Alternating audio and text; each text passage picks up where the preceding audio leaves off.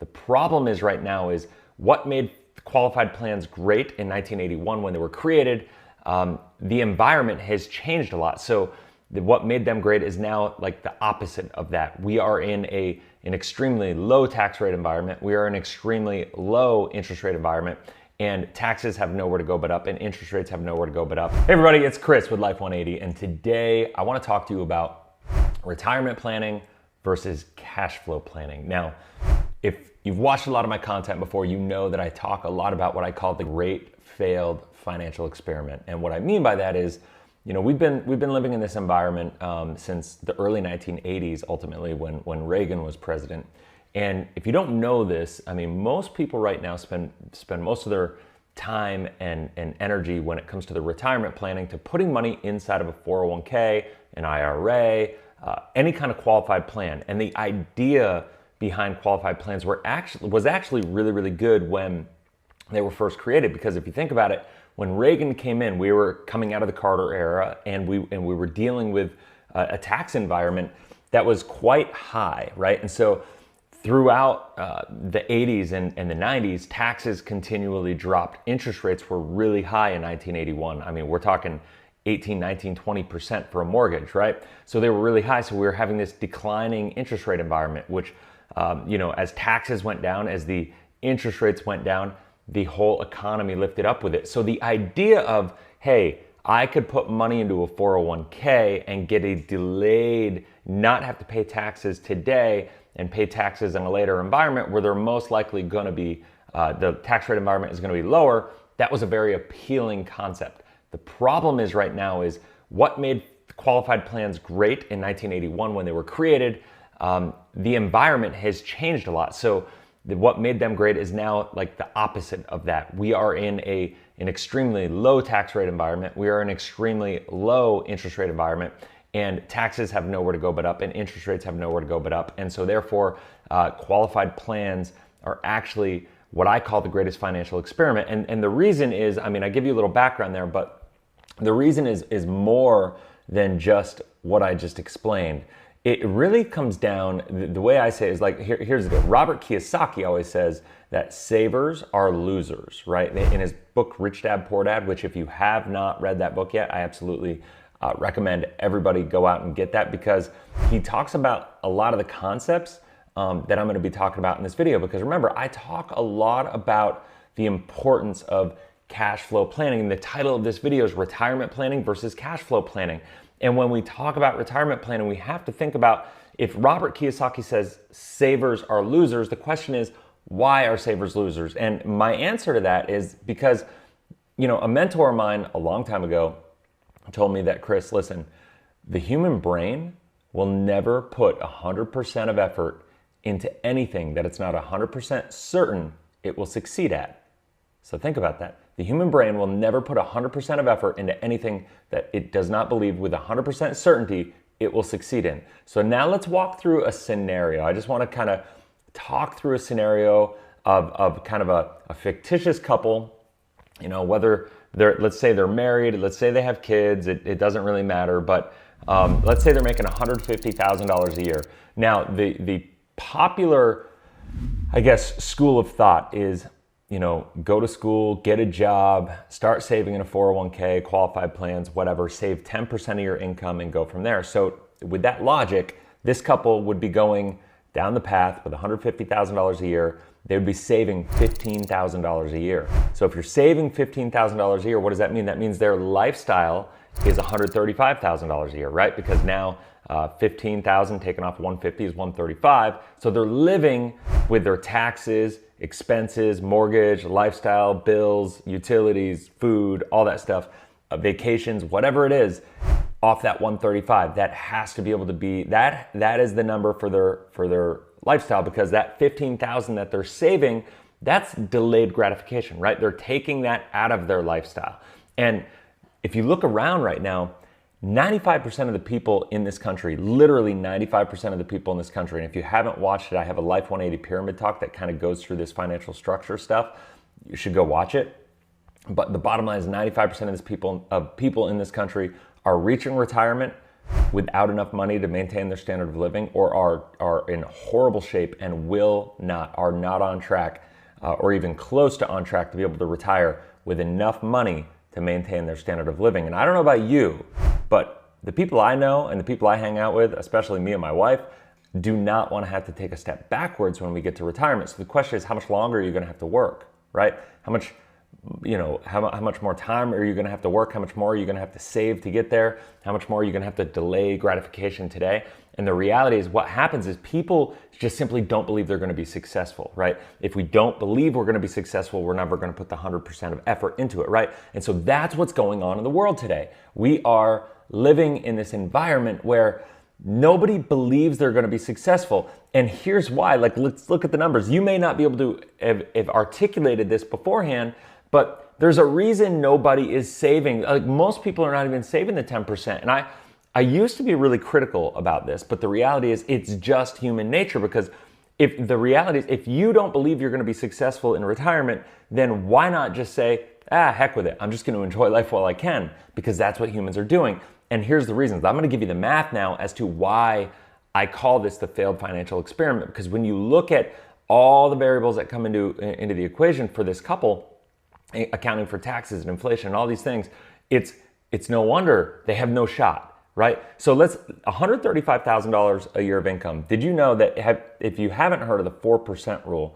the 4% rule is simply stating that you can withdraw 4% of your retirement savings during retirement and safely take 4% of income, let's say, or withdrawals out of your funds, retirement funds, without having a high chance of risk of depleting those funds to zero and running out of money while you're in retirement, right? So that's the 4% rule.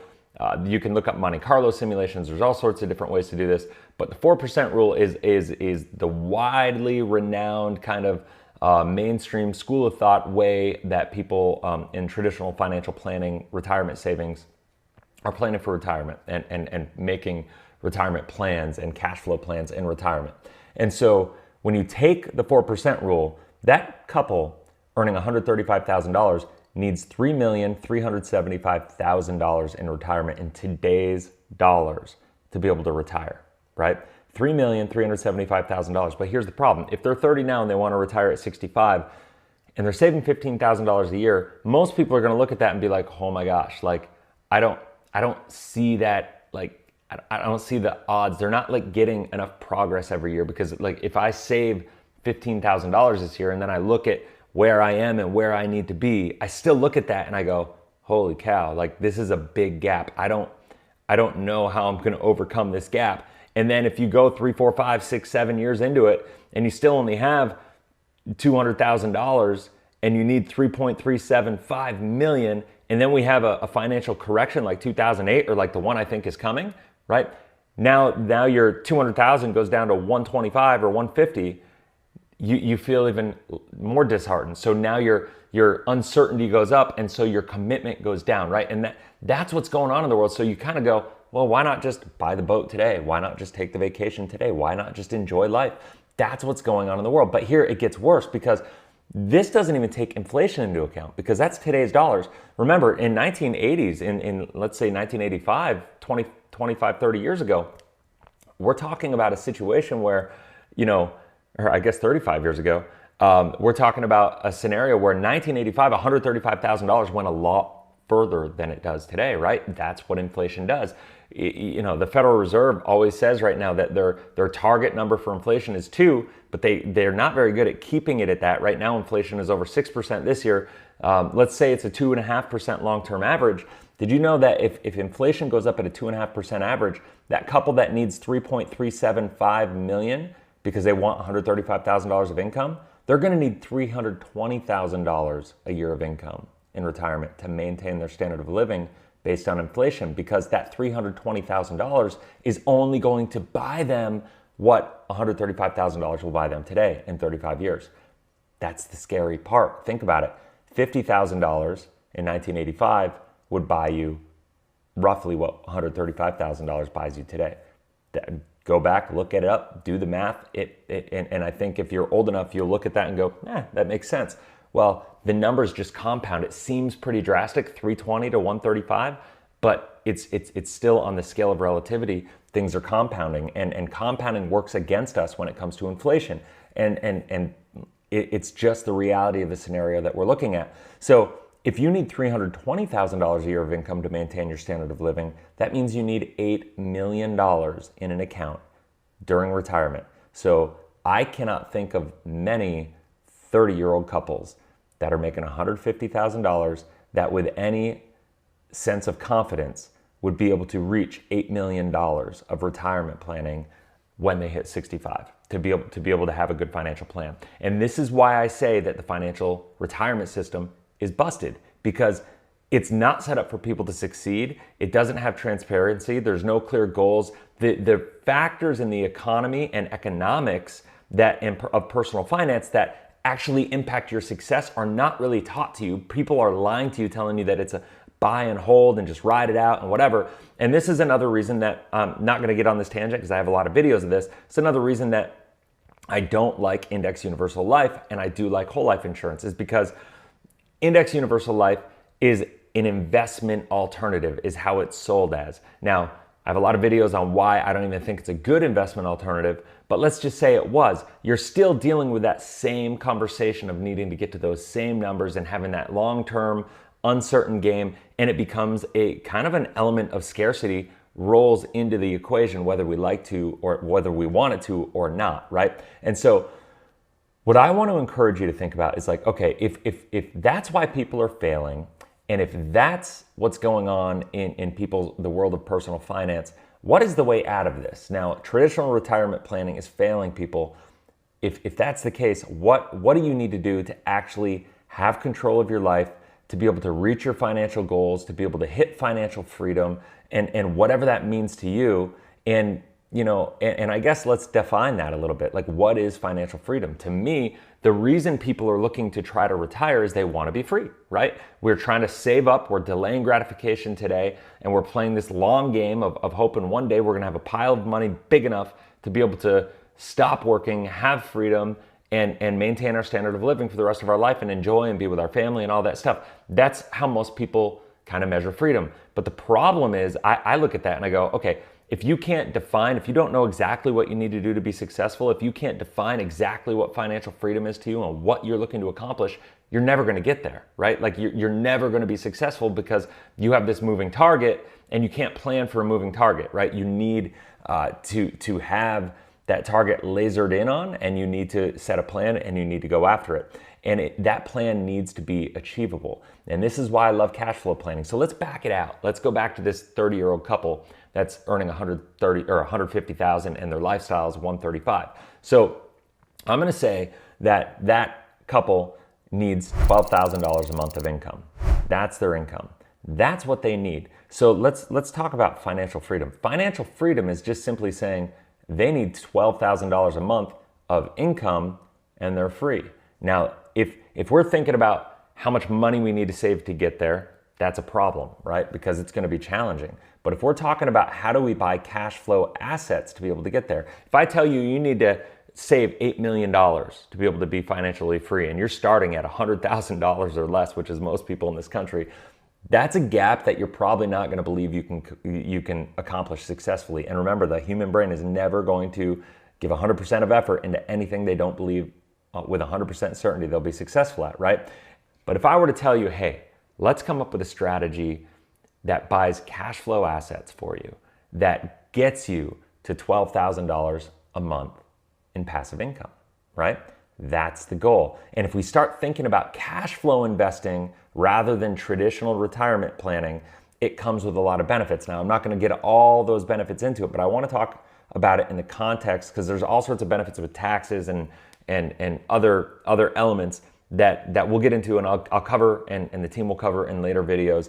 But the bottom line is, for this video, I want to cover just in relation to what I've talked about with the retirement planning, with qualified plans and so on and so forth. And the bottom line is this, is if I were to show you a way that you could save your money, get out of the rat race, get out of that savers are losers mentality, and start thinking about just saving to prepare and keep your money in a safe, liquid place that will protect you against emergency, It will put you in a position to thrive when opportunity comes, when the stock market, when the real estate market does correct. There's a lot to that. There's going to be opportunity for the people that are actually financially positioned and prepared for that, right? So if you were to save money first, remember, even though savers are losers, you're saving with the mindset of rolling that savings into a cash flow investment, not just putting it into an account that you can't touch till you're 59 and a half without penalty and taxes, right? And getting into business with the government where they can tax your money away from you. Pay your taxes now in a certain environment, gain control, and take advantage of that. Now what happens is in 2 to 3 years, you buy an asset that produces, let's say, $1,000 a month in cash flow. Here's the deal. You take that cash flow and you compound it, right? And when you do that, listen, if I said, hey, your goal is to get to $12,000 a month in cash flow and we get you to 1,000, if you have 100,000 to 8 million, you're 1/80th of the way there, right? If you're 1,000 to 12,000, you're a 12th of the way there. Now, all of a sudden you have a strategy that over the next 30 years, you go, you know what? I can pretty much have control of my results. I can, with very, very high levels of certainty, know that I'm going to succeed if I just follow this path. So and with that, that you can duplicate this process of getting these cash flow assets. And just for the sake of argument, let's just say it's real estate in this scenario. You buy a turnkey real estate property. If you have any questions about that, you can reach out to us. We have a whole program around that that I can connect you with. We're developing it out. It's going to be amazing. But the bottom line is getting that $1,000 of cash flow creates momentum. That momentum creates belief, right? And what I would say is progress times belief equals a higher chance of success, right? Greater chances of succeeding. And here's the other part about great cash flow assets, like real estate in this example. If I buy a cash flow property right now and it's kicking out $1,000 a month and I have tenants in there and a property management company managing it, I'm kind of hands off because that's the whole point of these things. We don't want to be landlords, we want to be investors, right? And so if that's the whole part here, it has inflation protection built into it because everybody who's ever rented understands that there's inflation adjustments built into the lease. There's going to be 3% increases of rent. There's going to be different things that come in that protect your cash flow, right? To make sure that inflation is being taken into consideration. The other component is the appreciation. The actual value of the house goes up with inflation, with the economy. And I'm really big on not thinking about what the value of the house is, because the bottom line is that the amount of equity you have in the house, your net worth as it's tied to the equity in the house doesn't really matter. What matters the most is the fact that you have the cash flow that comes from the house, because that's, even if the equity goes down, even if your net worth goes down, as long as that cash flow remains there, then you're safe. Because let's face it, it doesn't matter if you have $8 million in an account. What matters is that you have the cash flow to maintain your standard of living, to cover your lifestyle, your expenses, and everything that you need to be free, right? That's what it's all about. So that is why I'm huge on this cash flow concept investing. We are getting into this. I'm going to have a ton of videos, a ton of content. We got a lot of information coming out. So if you are interested in learning more about cash flow investing, what I'm calling cash flow hacking, we are launching this whole community. So be on the lookout of that. If you have any questions about that, reach out. Make sure you subscribe to the channel if you haven't already. Hit that subscribe button, click the bell, that way you get notified every time we launch new videos. I know I've been on a little bit of a hiatus because we've been behind the scenes prepping for a new launch, doing a lot of stuff and doing some cool stuff. I've got some cool new partners that are coming in. I'm going to be introducing them shortly. They're going to be creating content, bringing a ton of value. So I'm super excited. We're expanding into Canada, doing a lot of cool things. So I'm really excited about all this. So if you haven't already, also, I'd really appreciate it if you smash that like button, because let's face it, YouTube loves it when you do that for me. And so it really helps the channel out. So if you found value in this, all that, if you have any questions about anything, leave them in the comment section below. And if you want to reach out to anybody about a free consultation, go ahead, look down below in the links, and there will be a link there to set up your free cash flow consultation with one of our consultants. And that's it. I hope you go out there, have a blessed, inspirational day, and we'll see you around.